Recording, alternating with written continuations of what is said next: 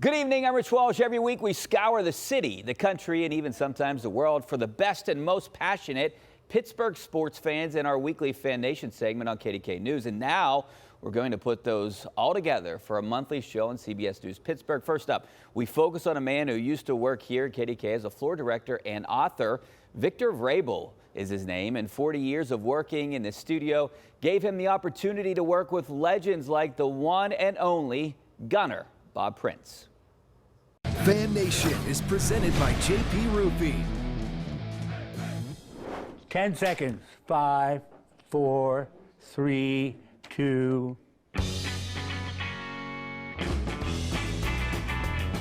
Well, I'm Victor Vrabel. I was a floor manager here at KDK and a director on air occasionally for 43 years. I got a job with Bob Prince, who was also associated with KDK during the ball game. And he hired me as his gopher. I'd be in the booth with him, run for scores because of Bob Prince. I worked with Roberto Clemente. And the very first time I met him, I'm working with Bob Prince during the Pirate game, work with him up in the booth, but I would go down to the field when they're having batting practice. Prince was so fond of Clemente and cared so much about him, and Bob would give him lessons on speech. The next time I saw him, he came to the station, and Bob was doing an interview with him, and he had his hat on, and you couldn't see his eyes because the light's coming from above. You don't have any still light from below, and with his hat down like that, I said, Bob, can we get Mr. Clemente to push his hat back a little bit? And Bob said, why? I said, can't see his eyes. He's got those fantastic eyes. Oh yeah, okay. Does that. And from then on, Clemente seemed, I could be presumptuous, but always have his hat canted back. Right here in the weather center where Ray Pettendahl does the weather is where Clemente did his programs with Bob Prince and John Sanders.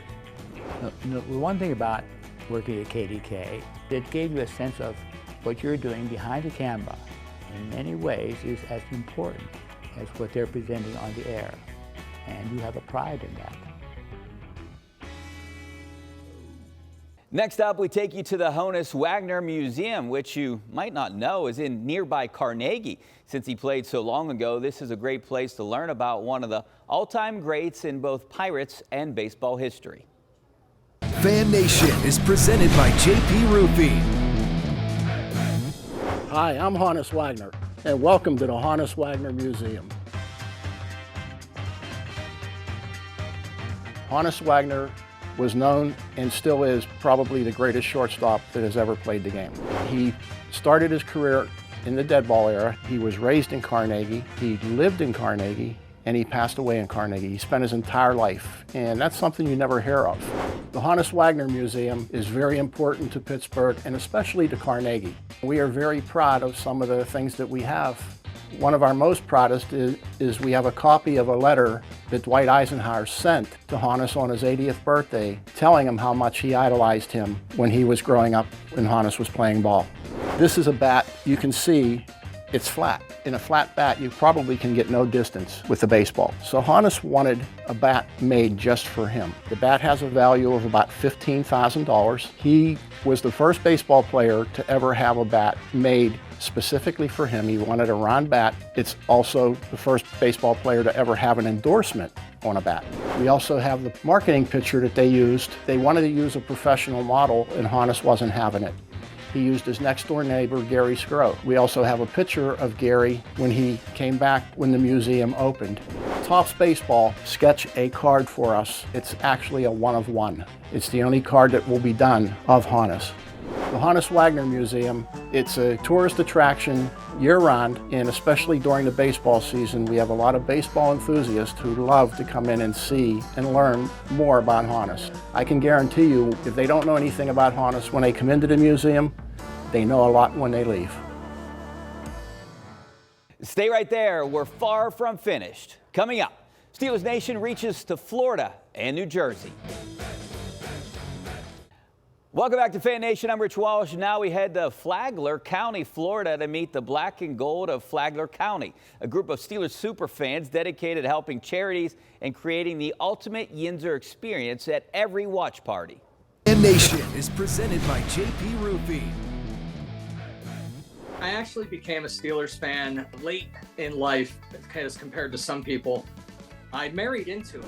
I did 20 years in the military. I met my wife in 1998. She was a huge Steelers fan. I didn't really get into football until after I joined the military, and it was something to do with the guys. Met up with a couple of guys with diehard Steeler fans. They took me out to a bar in Virginia Beach, and there was a DJ playing music instead of playing sound for the commercials and doing trivia, and I just thought that was the coolest thing I've ever seen. Told my wife about it, and later on, members kind of flaked out, moved on. We lost the bar that we were going to, and me and my wife decided that we would take it over, change the name to the Black and Gold of Flagler County to include the entire county, and the rest is history. We meet at the Beachfront Bar and Grill in Flagler Beach, a beautiful spot, and we meet every Sunday for the game, and we have a blast. Our club is made up about 250 members who are diehard Steeler fans. So if you come to see a game with us, it's going to be like watching a home game. During commercials, we'll play the polkas. We'll all get into it. We'll start yelling and screaming and chanting. We'll play Renegade. Anything that you think you would hear in the stadium, I try to replicate. The things that we do with our club is not just come to watch football games. We do 50-50 fundraisers to help children in need, just a bunch of stuff to get out in the community, and people just seem to really dig that and want to be a big part of it. We all lean on each other, and I don't think we've ever had a mean bone in anyone's body during any kind of event that we've held. We all get along great. Everyone's helpful. Everybody wants to pitch in. It's just a great feeling to know that you have a group of people that you can rely on to do things. New Jersey is also known for its rooting interest in the Steelers. Let's introduce you to one of the biggest. Richard Biaggi isn't new to being a Steelers fan. His loyalty to the 412 goes back to the 70s, and he has never looked back. Since then, his house, belongings, and even his pets are a tribute to the team he loves. Fan Nation is presented by JP Roofing. I live in Ridgewood, New Jersey. That's northeastern Jersey, about 12 miles from New York City. My brother, he was always a Steelers fan. He went to Slippery Rock. I figured, let me go out with my brother and go to Slippery Rock. It was so nice to see a unified group of people from all over, wherever you walk. It was always black and gold. And ever since '78, when I started going to Slippery Rock, I've been a Steeler fan, hardcore.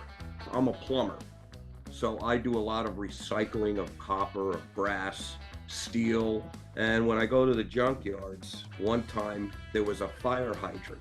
So I traded off some of the scraps I brought in for the fire hydrant, sanded it down and painted it black and yellow. I have an outdoor living room and I have it out there. One year we went to the Amish country, and there was a hand water pump from the 1800s.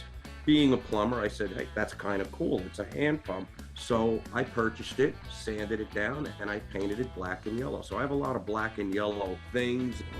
I have all these 8-foot, 10-foot blow-up things and globes and stuff, all Steeler orientated. My neighbors think I'm a nut, but that's okay. I had several animals. I was getting ready to get a zoo license. We had a lot of Steeler names here. Dog, Black Lab, was Bradshaw. I had a cat, Kiesel. I had another cat, Rocky. Oh, Troy, my daughter's cat. We have a Wallace. We had a piranha named Belle. I forgot about that one.